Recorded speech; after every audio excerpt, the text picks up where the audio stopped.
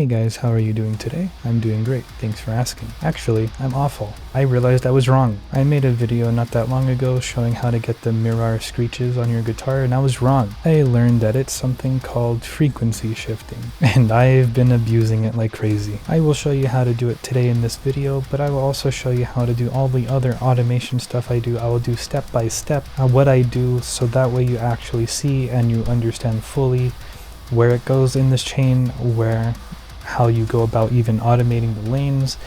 I will show everything because I made a few videos about the automation in the past and it seems that I'm not that clear. I hope I can, figure it out this time. And I just think genuinely it would be a good video just to show you how automation itself can affect the song and the feel and the flow and so on. Anyway, let's just get into it. So I have this riff and it's quite literally like obnoxious, as you can see. Sounds like this.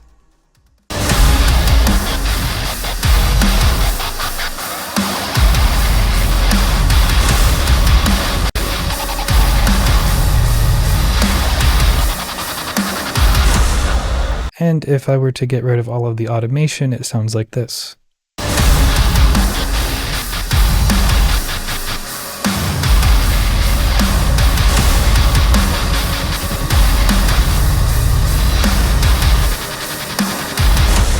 Which honestly still sounds pretty sick. Before I get into the automation, let me show you where in the chain everything is, just so everything is super clear. I have ring mod first and foremost, always first. Then I have a chorus pedal. I don't ask why I didn't just use it in Gojira, I don't know, but it's here and it's before the amp. I have an EQ, but this is strictly for my DI, you can safely ignore. Then I have my preamp trick. If you want to see how I do this in depth, it's right there in the corner. However, just a quick rundown, it separates the high and low end of the guitar DI, so I can make it sound like a literal laser beam in spots, and I'll show you how that sounds in just a moment. Then I have a compressor that basically just super compresses the DI for that preamp trick because I find it kills this sustain. This just helps bring back out. Then I have frequency shifting. I keep it just default at 1.45 kilohertz. I just find that that's just a decent range for like a screechy kind of sound, but also I automate that quite a lot. One thing I did start doing is automating the reverb and delay on and off for those screeches. You can very much hear that technique being used, by the way, in HLB, probably some other Thal bands, but when they do like some crazy sound on guitar and it kind of echoes through the whole mix, that's what they're doing. And thank you, shout out Adib Tor, my thumbnail guy. We're going to be doing some stuff later on the channel. He's the one that basically brought that to light to me, and so thank him in the comments. So I will just go one by one from the earliest in the chain to the latest. So I do have ring mod on just a few parts here, mostly just for noise. So you can obviously use ring mod in a plethora of ways, but I use it basically honestly for noise.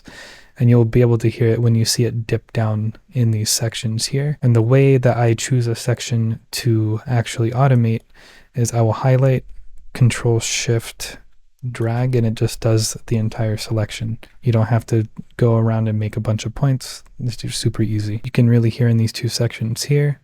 I'll play just a guitar solo.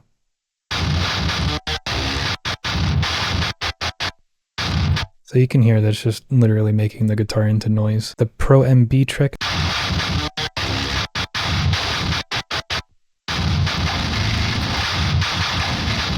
Like, the sustain is there, but when I want it on longer notes, I find it really helps to have this extra compression.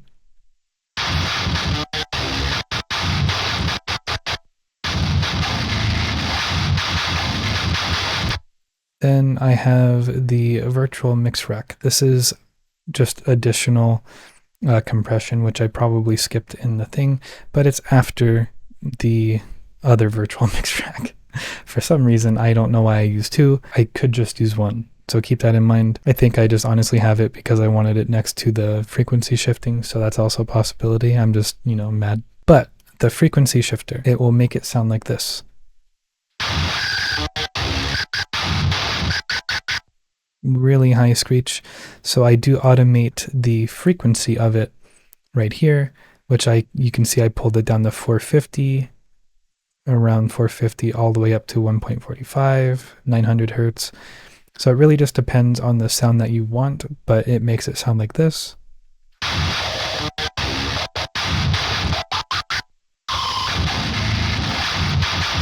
And then I'm not using the wow pedal, so again, skip that. The transpose. The transpose is actually really important in this section because, as you can see, there's a lot of little zigzags here, and that's literally just because I wanted it to sound silly. And so it went from that to this.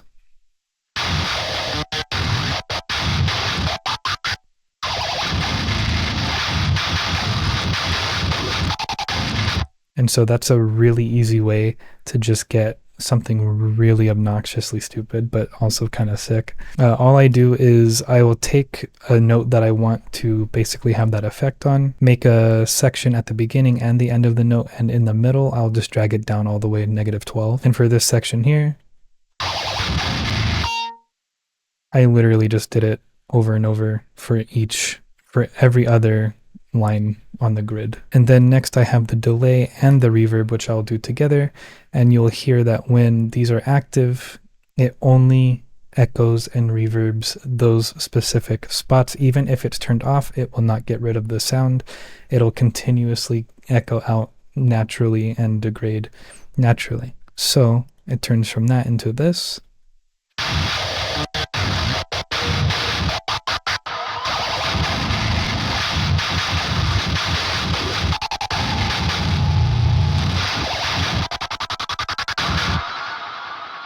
And that's how you can make that happen. And the way I would go about finding all of this automation, because it's quite a lot to deal with, I like to just start by closing all of these menus, because there is going to be a lot if you process like I do. But you can see like ring mod, you can open that up, it makes it really easy.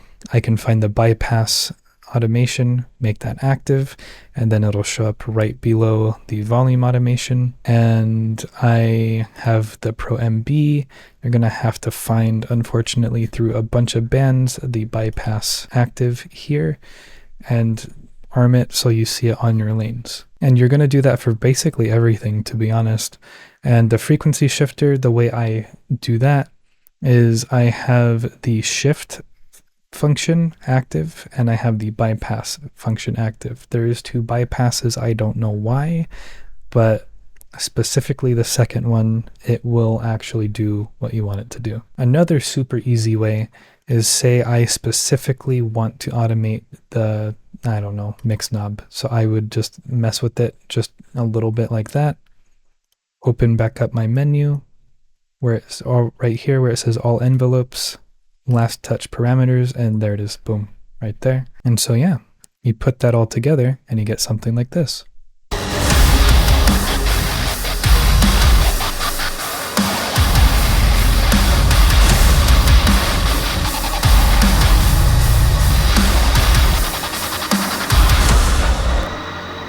I know I've made several videos on automation before, but I hope that this walkthrough, this whole, like, not necessarily step by step, but kind of just showing every single thing in the guitar chain, showing how all of it works together, showing how to set it all up, how to quickly just drag stuff down, up. I really hope this helps.